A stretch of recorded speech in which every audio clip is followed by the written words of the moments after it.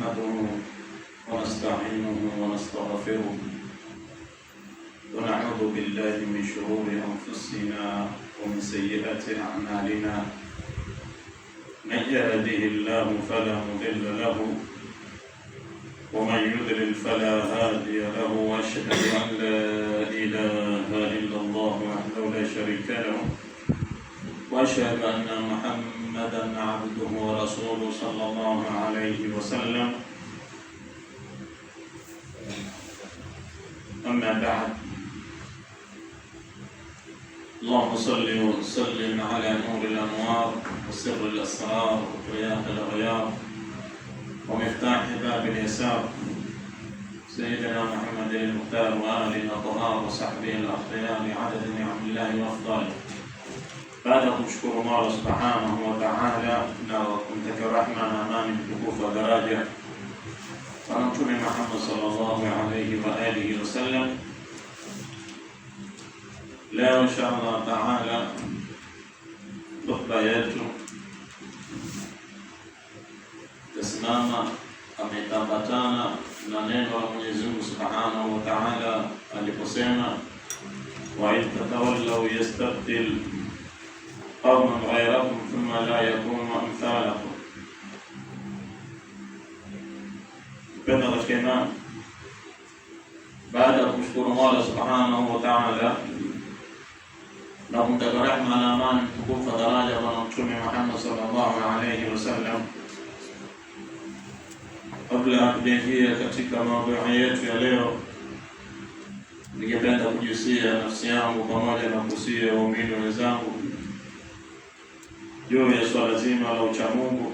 Wakati Mwenyezi Mungu subhanahu wa ta'ala aliposema, ya ayyuhalladhina amanu taqullaha wal tanzur nafsun ma qaddamat lighad,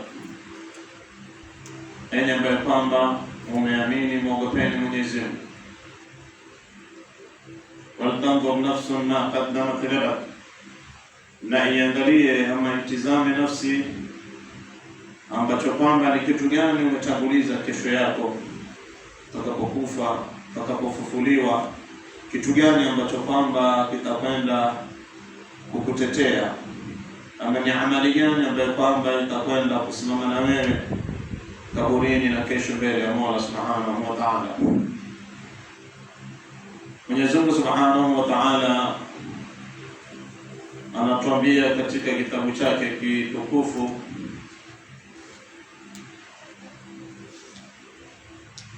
wa in tatawallaw yastabdil qauman ghayrakum thumma la yakunu amthalakum.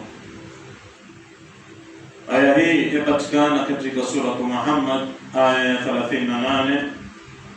Mwenyezi Mungu anasema, wa in tatawallaw, na pindi mtakapo jigamba, mtakapopeana mgongo, yastabdil qauman, basi Mwenyezi Mungu subhanahu wa ta'ala atakuwa ni mwenye kuwabadilisha watu ama jamii, ghairakum, jamii msiokuwa nyinyi. Thumma la yakunu amthalakum, kisha nyinyi hamutokuwa mfano wao.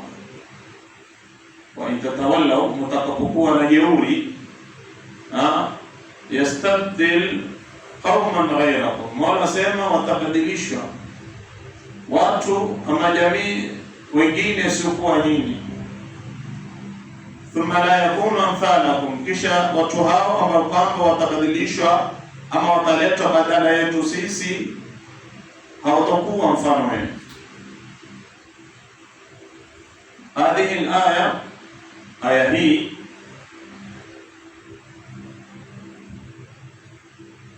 indharun yahuzzu al-qulub, tukhbiruna anna ad-din la yaqumu bina. Aya kama hili ni aya ambayo kwamba yatupatia inzar, yatupatia onyo, ni aya ambayo kwamba zinagonga nyoyo, inatupatia habari ya kwamba dini haisimami kwetu sisi, bali sisi ndiyo tutasimama na dini. Bal nahnu alladhina naqumu bihi, dini haisimami na sisi, bali sisi ndio tunatakiwa tusimame na dini. Kwa hiyo dini, sisi Waislamu au waumini tunatakikana twende dini inavyotaka, sio kwamba dini itufuate sisi tunavyotaka. Ni waumini waifuate dini itakavyo. Mfano ambao kwamba huwa twaitoa mara mingi hapa katika hotuba zetu, wewe usilazimishe watu. Sikia mmoja juzi akisema ya kwamba wao wamejenga msikiti kunusuru Waislamu, wamejenga msikiti wenye dawa, msikiti ambao kwamba hotuba zake za Kiswahili tu, tacheni leo misikiti ambayo kwamba wanatoa hotuba ya Kiarabu. Yaani alileta kama kejeli ile lugha ya Kiarabu, haina maana yoyote. Achana na hao watu ambao kwamba misikiti yao hotuba ni Kiarabu. Yaani ni mtu ni shekhe na ni ustadhi anasema Kiarabu, yaani kwamba hii lugha ya Kiarabu ni lugha haina maana. Kadharau lugha ya Mtume kisha yakiita ni dai. Lugha ambayo kwamba Mtume sallallahu alaihi wasallam anasema ahibbul araba bi thalath. Ipendeni lugha ya Kiarabu kwa sababu tatu. Sababu ya kwanza ni kwamba mimi mtume wenu ni Mwarabu, kwa hivyo mna haki ya kuipenda lugha ya Kiarabu. Sababu ya pili, kitabu cha Qur'an kimekuja kwa Kiarabu, mna haki nyinyi kupenda lugha ya Kiarabu. Sababu ya tatu, lugha itakayozungumzwa peponi ni lugha ya Kiarabu. Kwa hivyo mtume akatoa hizi sababu tatu. Muumini Muislamu popote alipo ana haki kuipenda lugha ya Kiarabu. Wewe unakuja unaikejeli lugha ya Mtume sallallahu alaihi wasallam, kisha unasema wewe ndio shekhe dai, wataka watu wasimame na wewe. Umefeli. Hapa tutakwambia umefeli sasa. Rudi nyuma, lete msamaha kwa Mola wako subhanahu wa ta'ala. Kwa hiyo dini hufuatwa, dini haifuati. Hapo wewe ni kwamba waonesha watu haina haja nyinyi kusoma lugha ya Kiarabu. Njoo sisi tunanisikitikia kwamba kila kitu Kiswahili. Baada ya miaka mbeleni itakuwa pia kuswalisha na swali Kiswahili. Bismillahirrahmanirrahim, swali Kiarabu na swali Kiswahili. Alhamdulillah kila disi. Juzi naona kile nyingine watu sio nchi gani wanaswali kwa lugha yao. Swala wanaswali kwa lugha yao. Hapo ndipo tunapofika. Tunashafika tayari. Bado sisi na sisi tufike huko. Ya kwamba sasa watu waswali kwa lugha zao. Itakuwa si dini tena sasa. Ndipo hapa itakuwa dini haifuati, dini inafuatwa.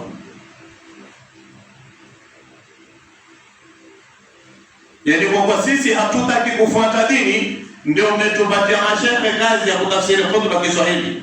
Hii hapa sisi tunatafsiri khutba ambayo kwamba tunazungumza Kiarabu hapa juu. Kwa sababu lao nitakuja tu na Kiarabu lishuke, hakuna mtu hata mmoja ataelewa. Tunatakaje? Tunataka dini tufuate, hatutaki dini kuifuata dini sisi hatutaki. Tunataka dini tufuate, na hapo ndipo tunapofeli katika dini yetu.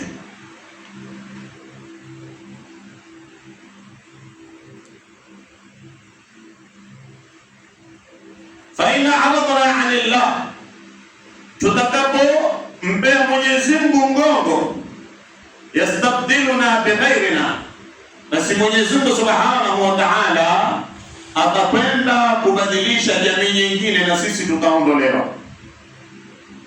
Qaumun asdaqu minna ma'a Allah, Mwenyezi Mungu atawaleta watu ambao kwamba wana ukweli zaidi kuliko sisi na Mwenyezi Mungu subhanahu wa ta'ala. Ukisikia huyu ni mu'min bi maana kalima, huyu ni mu'min kweli kweli, hana mchezo katika dini. Sisi katika sifa yetu ambayo kwamba tujipea ni waumini. Je, nyumbani kwako kusiposaliwa nini inagusa moyo wako? Wewe ni muumini. Pale nyumbani kwako una mke, una na watoto, imepita siku hawakuswali, wafili nini wewe katika roho yako? Ikiwa haufili kitu bado, utakuja kuingia kwenye hii aya, yastabdil qauman ghayrakum thumma la yakunu amthalakum.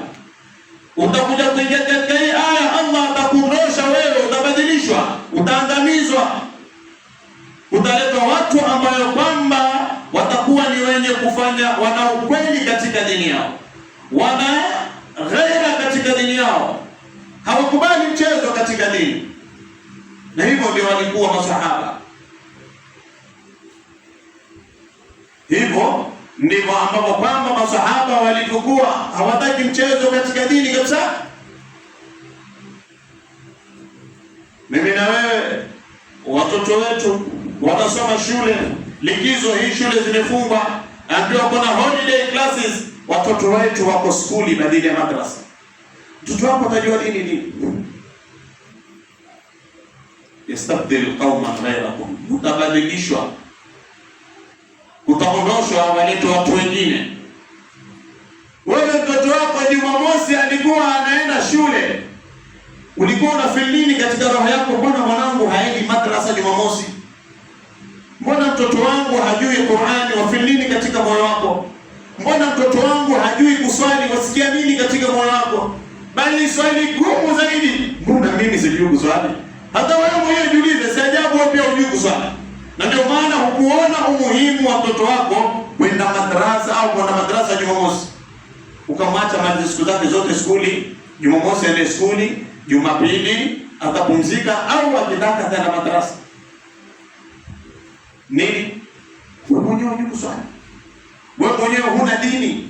Wewe mwenyewe huna umuhimu wa dini. Hao kama utakuwa umuhimu ule upatikane kwa mwanao ni ngumu.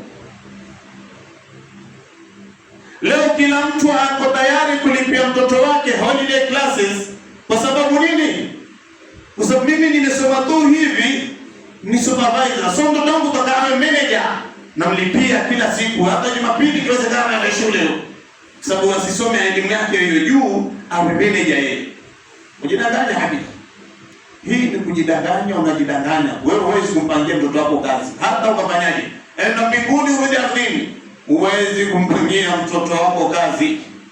Kazi yake iko mikononi kwa Allah. Riziki yake iko mikononi kwa Allah.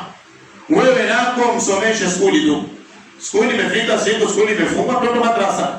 Jumamosi na Jumapili mtoto madrasa. Hebu mpatie Mwenyezi Mungu Subhanahu wa Ta'ala nafasi yake kwa mtoto wako. Kisha uangalie mtoto wako namna gani atakuwa mtu mkubwa katika dunia hii. Yale unayotarajia ndio atakayopata ikiwa umemweka karibu na Allah Subhanahu wa Ta'ala. Ikiwa umemweka mbali na Allah, yastabdil qauman ghayrakum. Mola Subhanahu wa Ta'ala atawabadilisha watu wengineo wasiokuwa nyinyi.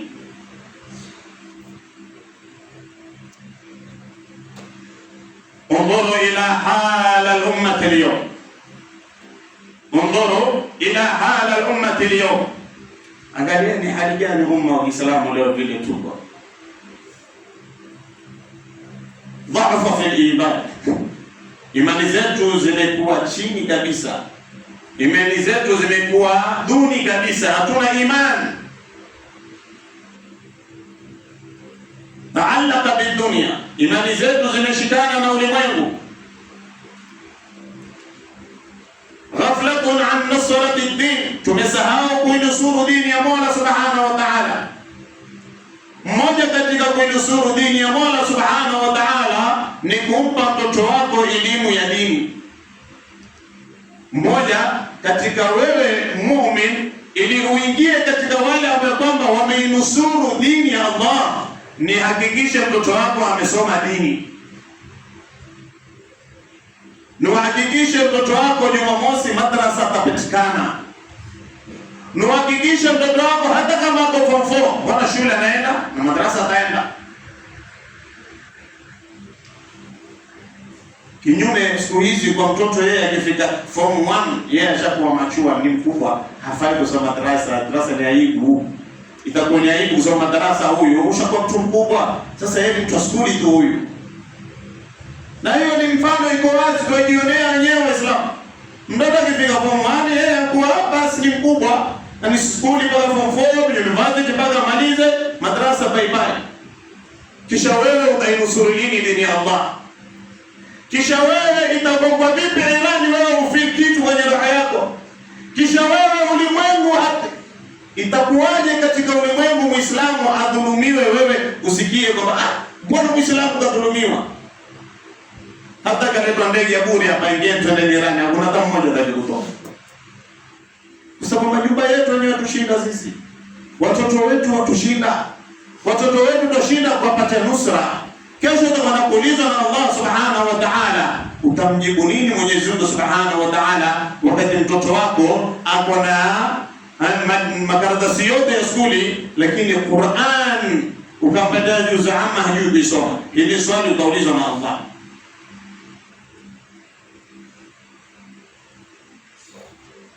Mmoja katika mashaikh nilimsikia akisema ya kwamba mtoto anasoma, kuna mtoto alisomeshwa skuli mpaka akamaliza kila kitu, akawa na makaratasi yake ya kisawa sawa, yaani huyu akaenda kwa kazi ni kazi hali ya juu,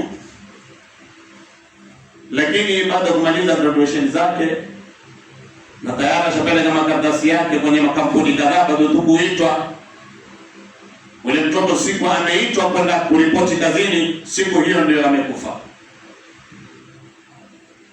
Ameitwa leo, bana, kesho unataka uje kazini uanze kazi rasmi. Leo mtoto anakufa usiku.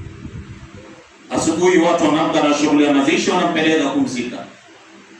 Ule shekhe anauliza, huyu mtoto hizi karatasi alizopewa na babake, je, zitamsaidia kaburini? Hizi karatasi mzee alizoenda mbio na mtoto matushoni yote kusomeshwa, hizi zitamsaidia kaburini? Ila awe yule mtoto alisomeshwa dini, ila awe mtoto alisomeshwa Qur'an, ila awe yule mtoto alisomeshwa akamjua Allah, akamjua Rasulullah, basi huyo amefaulu. Ukamsomesha mtoto wako madrasa mpaka amemaliza, bado tu sasa kwenda kuwa mudiri katika madrasa, kesho akafa, hajapoteza yule hajapoteza, wala hajuti yule mtoto, wala wewe mzazi utajutia kwa hilo, sababu tayari mtoto ameenda na dini yake kaburini, ameenda na Qur'an, ameenda na hadithi za Mtume. Akiulizwa man rabbuka, sema rabbi Allah. Man nabiyuka, nabii Muhammadun sallallahu alaihi wasallam. Ma kitabuka, al-Qur'an huwa kitabi. Sasa kama mtoto hizi hakuzipata madrasa, wataraji pale kaburini ajibu nini akiulizwa haya maswali? Kwa hivyo haya maswali yatamfelisha mtoto kaburini, yatakufelisha na wewe mzee siku ya hisabu. Siku unaposimama mbele ya Allah kwenda kuhesabiwa, huyu mtoto atakushika matai ya kupeleke kwa Allah. Huyu babangu ndio alinikosesha mimi kusoma madrasa. Huyu babangu ndio alikuwa akinilipia matusheni yote ya skuli, lakini madrasa fees alikuwa halipi mpaka mfukuzwe. Haya yote ni hesabu iko hii imewekwa. Usifikiri kwamba ni kitu kimepita ni saulika. Kwa Mwenyezi Mungu akusauliki kitu, ni hesabu iko hii. Wa in tatawallaw yastabdil qauman ghayrakum thumma la yakunu amthalakum hatta sirna nanzur ila ghayrina wa nadhunnu anna an-nusra yati min huna au hunaka. Waislamu leo tumebaki tuangalia ni nani atainusuru Iran, ni nani atainusuru Iran. Kila mtu atakaatokeze mtu amnusuru Iran, lakini wewe uko tayari kunusuru Iran? Bali wewe Muislamu unaipiga vita haswa, lakini enda kwenye akili yako ya kwamba inaogongwa si Iran, anayogongwa ni Muislamu. Jalia wewe utakaofikiria kwamba yule hana Uislamu, lakini wewe enda kwenye akili yako anayogongwa ni Muislamu. So baada yeye ni wewe, baada ya mimi ni wewe. Usione kwamba anayepigwa huyu ni Muhammad, pigwa Muhammad jagel, anapigwa ni Muislamu. Hiyo ndio tunafaa tuzingatie katika akili yetu. Mtume sallallahu alaihi wasallam iliposhuka hii aya, wa in tatawallaw yastabdil qauman ghayrakum thumma la yakunu amthalakum, masahaba walimuuliza bwana Mtume Muhammad sallallahu alaihi wasallam, anna sahaba radhiyallahu anhum sa'alu an-nabiyya, masahaba walimuuliza Mtume an qawlihi ta'ala, kutokana na hii aya inayosema yastabdil qauman ghayrakum, Mwenyezi Mungu ataibadilisha jamii wasiokuwa nyinyi, kutaleta watu wengine. Shukran, jazakumullahu khairan. Mtume alipoulizwa swali, hii aya imeshuka kwa watu gani ama inawahusu watu gani? Wa in tatawallaw yastabdil qauman ghayrakum thumma la yakunu amthalakum. Baadhi ya wafasiri wengine walifasiri wa in tatawallaw, mutakapokuwa na jeuri, yastabdil qauman, Mwenyezi Mungu atawabadilisha watu nyinyi, watabadilisha watu, thumma la yakunu amthalakum, wasiwe mfano wenu nyinyi Waarabu. Kumaanisha kuna watu wanatafsiri Qur'ani, Mwenyezi Mungu ambaye nyinyi Waarabu mnaleta jeuri na dini, basi Allah atawaleta watu wengine wasiokuwa Waarabu na watashika dini. Sasa Mtume alipoulizwa hii aya inawahusu kina nani, Mtume alikuwa amekaa na mmoja katika sahaba karibu yake ambaye kwamba ni Salman al-Farisi. Mtume akaweka mkono juu ya kichwa cha Salman al-Farisi. فوضع النبي صلى الله عليه وسلم يده على سليمان الفارسي، على سلمان الفارسي رضي الله عنه، ثم قال، Mtume akaweka mkono juu ya kichwa cha Suleiman al-Farisi kuonesha kwamba huyu, hii aya inamhusu huyu. Kisha Mtume akasema, law kana dinu inda Thuraya lanalahu rajulun min haulai. Mtume alipokuwa amemwekea mkono Salman al-Farisi juu ya kichwa chake kuonesha kwamba hii aya bwana inawahusu huyo, akasema lau dini, hii dini lau ingekuwa iko umbali kama mfano wa nyota ya Thuraya kule vile iko mbali, katika nyota zote nyota ya Thuraya ndio iko mbali. Asema lau dini ingekuwa umbali wa mfano wa hii nyota, basi wangeipata watu katika jamii ya Suleiman al-Farisi, ambao kwamba Suleiman al-Farisi ni Mfurusi, ni Mwajemi. Mtume sallallahu alaihi wasallam anampa bishara Suleiman al-Farisi, lau dini ingekuwa umbali, basi hawa Wafurusi, hawa Wajemi wa Irani hawa wangeifikia. Kuna tafsiri, kuna wengine wamesema ni kwa mambo ya elimu. Mtume alikuwa amekusudia elimu popote atakapokuwa, lakini wao ndio wamelengwa. Wengine wakasema hii aya inawahusu Muislamu yoyote. Salman al-Farisi alipata bahati tu kwa yeye ndio mfano.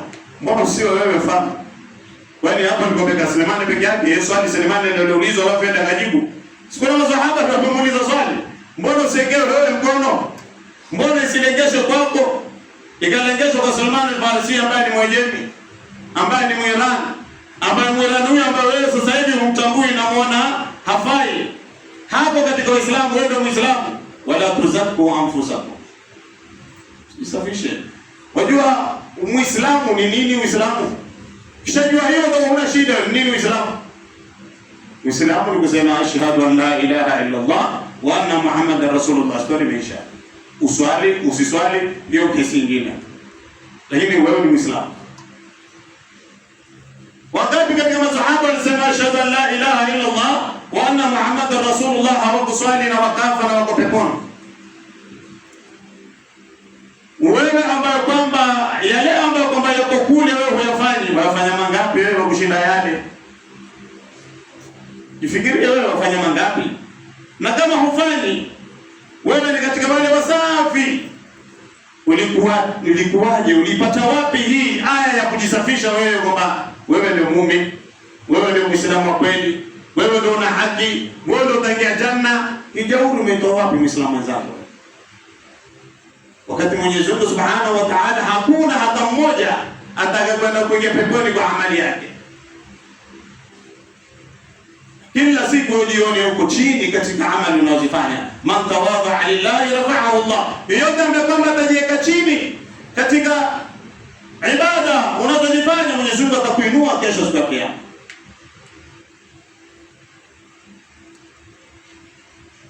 Laisa takhsis.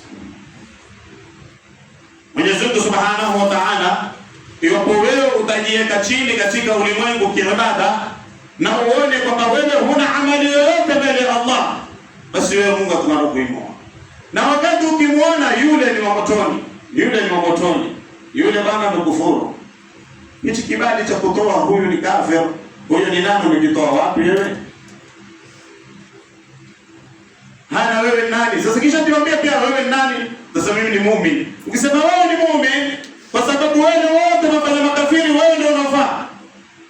Tutakwambia Allah kwambia wala tuzaku anfusakum huwa a'lamu biman ittaqa. Usijisafishe nafsi yako. Usijitakase. Usijione wewe kwa janna. Allah ndiye anajua nani wa peponi na nani wa motoni.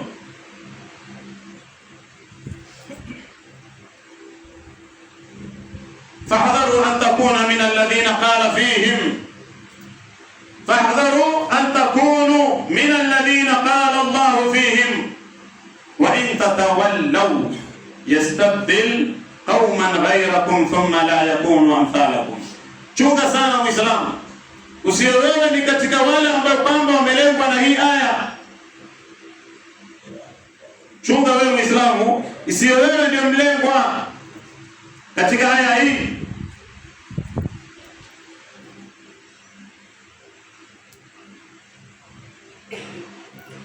Sio tujiulize swali man yasmuru din, nani ananusuru dini?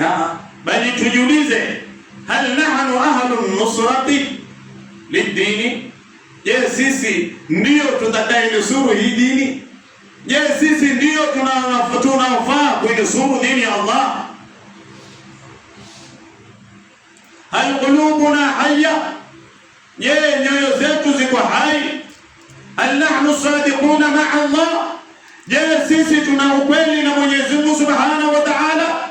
Fa in lam nakun kadhalik khifna an nakuna min almustabdilin, ikiwa sisi hatuko hivyo basi kuna hatari kubwa iwe sisi ndio imetulenga hii aya ya Mwenyezi Mungu Subhanahu wa Ta'ala. Kuna hatari iwe sisi ndio katika wale tutakaogeuzwa kuleta wengine bora kuliko sisi.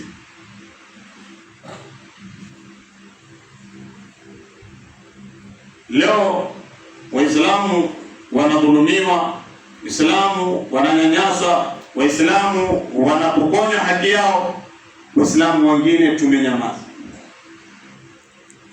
Kuna watu wanaweza kutetea pale na kufungua midomo yao na watu wakatishika. Si mimi nataka kutoa hotuba mia mfululizo hapa, haimtishii mtu yote katika wale wanaofanya dhulma katika ulimwengu. Lakini wako Waislamu lao watasema watatishika wale. Na hao ambao kwamba leo wananyanyasa Waislamu, uchumi wao mkubwa wametegemea Waislamu. Angalia namna gani Waislamu tumelala. Hao wanaonyanyasa ulimwengu mzima, awe Muislamu asiyo kwa Muislamu, uchumi wake anautegemea kwa Muislamu. Bila Muislamu yeye hawezi kuwa na maisha bora. Angalia Amerika kwa nchi yake ana income hata moja, lakini ati ndio nchi tajiri katika ulimwengu, ati yeye ndio superpower, na wakati yeye hana chochote. Dhahabu ziko Arabuni, ziko kwa Uislamu, mafuta yako Arabuni, yako kwa Uislamu. Nini? How come yeye awe ndio atakuwa superpower? Muislamu huo ni adhilla. Wewe Muislamu huo umedhalilika, wewe Muislamu huo uko chini, wewe Muislamu umechukua nafasi mpaka ati yeye ndiye anakulinda. Utakapopatikana na baya, yeye ndiye atakuokoa. Ndio nini? Tumelala Waislamu, tumelala. Dola za Kiislamu zimelala. Kisha anatoka Muislamu anaambia Waislamu, kujeni tushikamaneni, twende tumsaidie Amerika kupiga huyu jamaa. Subhanallah. Takana mjibu nini Allah kesho siku ya Kiyama?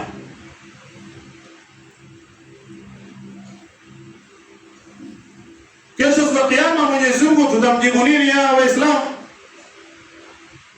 Mbele Mwenyezi Mungu Subhanahu wa Ta'ala anasema katika Qur'ani yake tukufu, akizungumza na muumini, ya ayyuhalladhina amanu la tattakhidhu bitanatan min dinikum, enyi ambao kwamba mmeamini, la tattakhidhu bitanatan min dinikum min dunikum, ya ayyuhalladhina amanu la tattakhidhu bitanatan min dunikum, enyi ambao kwamba mna imani, msiwafanye wasiri watu wasiokuwa nyinyi.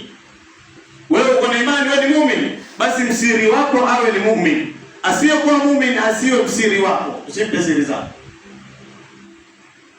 la yalunakum khabala waddu ma anittum, hawa hawatakii nyinyi mazuri, bali furaha yao ni kuona nyinyi waumini mnadhalilika, furaha yao ni kuona nyinyi waumini mnateseka. Hii aya utaipata katika sura Imran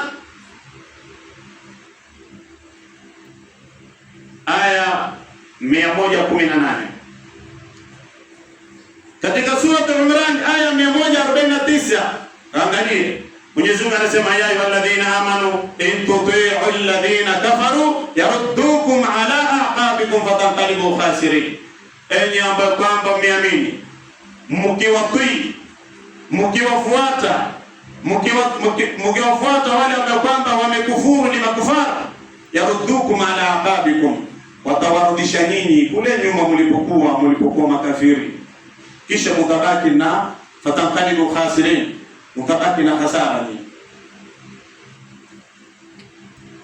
Aya sura An-Nisa 144, Mwenyezi Mungu anasemaje? Ya ayyuhalladhina amanu, Mwenyezi Mungu anaongea na waumini, la tattakhidhu al-kafirina awliya, msiwafanye hawa makafiri kuwa ndio marafiki zenu, min duni al-mu'minin, mkawatenga waumini. Kwa hiyo wewe ikiwa wataka urafiki, chague muumini mwenzako. Hapa kidogo atakapoketana hapo, haimaanishi nikitoka hapa msikitini basi wale makufari tuwapige vita, basi wale makufari tusifanye biashara na wao, basi wale makufari kwanza leo bwana, haya zilizosoma leo, hata habari yako sikwambii wewe ati uko ni kafiri. Tunajadiliana nao. Hizi aya zote hapa ambazo tunazisoma zamaanisha wewe muumini usipeane siri yako kwa asiyekuwa muumini, usipeane siri yako ya dini kwa mtu asiyekuwa Muislamu. Ndio maana hizi aya, usitoke kwa tafsiri vibaya alafu ukaenda ukapigwa, mimi ukatoa jela. Mimi siko, mimi ngalau nikija kuulizwa video ziko hizi, nitatoa ushahidi kwenye video. Wewe kwa tafsiri unapotaka wewe alafu upigwe jela sana, imamu amenipeana. Sijakupeana, wewe mwenyewe ndio umechukua hamasa. Wewe mwenyewe hamasa ndio umeenda nazo vibaya. Tukija kwenye suratul Maida aya 51, Mwenyezi Mungu anasema, ya ayyuhalladhina amanu la tattakhidhu al-yahuda wan-nasara, enyi ambao kwamba mna imani, msiwafanye hawa Mayahudi na Manasara awliya, huwa ndio vipenzi wenu, yani mnawapea siri yenu. Ba'dhuhum awliya ba'd, ni wapenzi baadhi yenu kwa wengine. Waman yatawallahu minkum, yoyote ambaye kwamba atamtawalisha Myahudi katika nyinyi, yoyote ambaye kwamba Myahudi na Mnasara Kristo ndiye atakayekuwa msiri wake, basi fa innahu minhum, basi wewe Muislamu pia ni katika wao. Qur'ani shahidi badala ya dhaifu. Hii ni aya ya Qur'ani. Kufai kumpatia ambaye kwamba si Muislamu kipawa mbele kuliko muumini. Hufai kuchukua siri zako kama mtu asiyekuwa Muislamu, atakugonga vibaya. Narudia mara pili, usiende ukaacha kazi kwa sababu tajiri yako ni kafiri, utakufa njaa. Unakuja msikitini atakuchangia. Tutafanya biashara nao. Hata ule rafiki yako wewe sasa hivi katika wale Waislamu, rafiki yako si huyu jamaa Muhammad, rafiki yake ni Ali, si marafiki. Lakini kuna siri zako za mke wako umpatie amompa.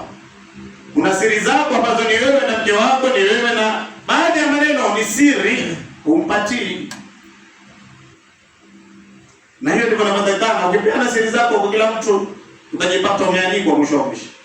Utajipata umeumizwa, utajipata umeuliwa, utajipata uko pabaya kwa sababu mdomo wako una siri wewe. Siri kati yako wewe na Mungu wako. Ukitoa ukipeana kwa mtu wa pili, story imeisha hapo. Ati bora kujulikana mtaani, mimi sikumwambia mtu, namwambia tu fulani. Fulani ndio mtu. Huyo fulani ndio mtu. Ndio Mtume akasema, ahbib habibaka yawma ma asa an yakuna baghidaka hauna ma wa baghidaka yawma ma asa an yakuna baghidaka yawma ma. Mtume asema, ahbib habibaka hauna ma, mpende yule kipenzi chako, rafiki yako, lakini mapenzi kiasi, control mapenzi yako. Asa an yakuna baghidaka yawma ma, one day atakuja kuwa adui yako. na atakapokuwa adui yako na siri zote umempa, atakuwa ni rahisi kukumaliza. Wabghidaka hauna ma, vile vile ule unamchukia, mchukie kiasi, simchukie mpaka mwenyewe akana ujamaa, mimi sina raha nikikola hivi. Mchukie kiasi. Hasa an yakuna habibaka yawma ma, huyu unamchukia, iko siku atakwenda atakuwa rafiki yako. La tattakhidhu al-yahuda wan-nasara awliya ba'dhum awliya ba'd wa man yatawallahu minkum, yeyote atakayemfanya rafiki yake kipenzi chake msiri wake ni Myahudi na Nasara, fa innahu minhum, basi na yeye ni miongoni mwao. Leo nchi ngapi za Kiislamu upenzi wao na wasiri wao na mabodigadi wao na ushauri wao ni mkafiri, ni Myahudi, ni Mwamerika. Kwa hivyo fa innahu minhum, tutasema wewe si mimi wala sisemi nchi fulani, anasema nchi za Kiislamu, wewe pia katika wao, wewe pia ni katika wao kwa mujibu wa aya ya Qur'ani. Ule kwa wewe umekubali kuendeshwa na yeye na kupelekwa na yeye, ukubali kwamba bana huyu ndiye atakayenisaidia mimi. Leo mpaka kuwekwa vituo na mabomu katika nchi za Kiarabu, hadi kwa hadi ndio mabodyguard, yani wa kulinda siku wa nchi ya Kiarabu itagongwa, basi huyu Myahudi atasema atakuwa atamsaidia yule asigongwe, na bado kwa kusaidia kwako pia utaliwa hela. Waislamu tumelala, Waislamu tumelala na hatujui tutamkalini. Leo mashehe wanapiga kelele katika misikiti, lakini viongozi wa daula hata habari hawana, wajifanya hata wasikii. Na baadhi ya nchi fulani ukizungumza haya masala, wewe utakwenda ndani, kwa sababu huku ulimwengu wote umeshikwa na hao tu makufara. Wao ndio wana control, Yahudi Nasara ndio wanaopeleka ulimwengu. Ukienda kinyume na wao, wewe huna bahati. Wewe ukienda kinyume na wao una bahati, lazima watakumaliza. Saddam Hussein alimalizwa, Gaddafi alimalizwa, Yasir Arafat alimalizwa. Yaani tukisema tuwataje mashehe viongozi wa nchi za Kiarabu au nchi za Kiislamu hatuwezi. Kwa nini? Umeenda kidogo umeonekana wewe umeanza kuelewa kitu. Huyu jamaa anaelewa, kwa hivyo tunafanya mpango wetu. Lakini mwisho wa mwisho Mwenyezi Mungu Subhanahu wa Ta'ala anaangalia dhulma unaifanya. Angalia leo namna gani anakwenda kufedheheshwa na nchi ambayo kwamba imewekewa vikazo kwa muda wa miaka 40, hafanyi biashara na ulimwengu yote, lakini amekuja kukubadilisha, amekuja kukudhalilisha wewe kwa unajiita super power. Nchi mbili ambazo kwamba ndio zinategemea ulimwenguni zimeaidishwa na nchi ambayo kwamba ni Iran. Kwani Iran anakuwa gani? Tutakwambia imetoka kwa Allah nusra. Tutakwambia nusra imetoka kwa Allah. Kwa nini nusra imetoka kwa Allah? In tansuru Allah yansurukum. Mkimnusuru Mwenyezi Mungu atawanusuru. Juzi tusimali Trump alisema yeye anapiga Irani kwa sababu Irani hawataki kutembea uchi. Ama wao amenusuru mavazi. Kwa nini anaigonga hati Irani hawataki kuvaa mavazi hayo na wale ulimwenguni wana lazima Waislamu wajistiri? Kwa hivyo ndio sababu namgonga. Amenusuru dini ya Allah kwa mavazi, Mwenyezi Mungu amempa ushindi. Aya ni nyingi ambazo kwamba zinazungumza kuhusu Mayahudi na Manaswara. Ya ayyuhalladhina amanu la tattakhidhu aduwwi wa aduwwakum, enyi ambao kwamba mmeamini msimchukue msifanye adui yangu na adui yenu awliya min duni mu'minin, msifanye Mwenyezi Mungu adui wa Mwenyezi Mungu kwa ndiye rafiki yenu. Muda umeenda na aya ni nyingi, na mimi mwenyewe sikuzimaliza kwenye Qur'ani, bado siko nyingi. Kwenye suratul Mumtahina aya 13 inasema ya ayyuhalladhina amanu la tatawallaw qauman ghadiba Allahu alayhim qad ya'isu min al-kuffar min al-akhirah kama ya'isa al-kuffar min ashabil qubur. Ya ayyuhalladhina amanu, enyi mnaoamini na imani, la tatawallaw qauman, msiwatawalishe watu, msiwafanye watu ndio viongozi wenu. Watu gani? Ghadiba Allahu alayhim, wale watu ambao Mwenyezi Mungu amewakasirikia. Qad ya'isu min al-akhirah, tayari hao washakata tamaa na akhirah, kama wale makufaru waliokuwa kaburini wamekata tamaa na kuingia janna. Upendo katika imani, hapa tutakoma. Mwenyezi Mungu atuoneshe haki tuweze kuifuata, atuoneshe batili tuweze kuepuka. Wa sallallahu ala sayyidina Muhammad wa alihi wa sahbihi wa sallam, walhamdulillahi rabbil alamin, wa assalamu alaykum.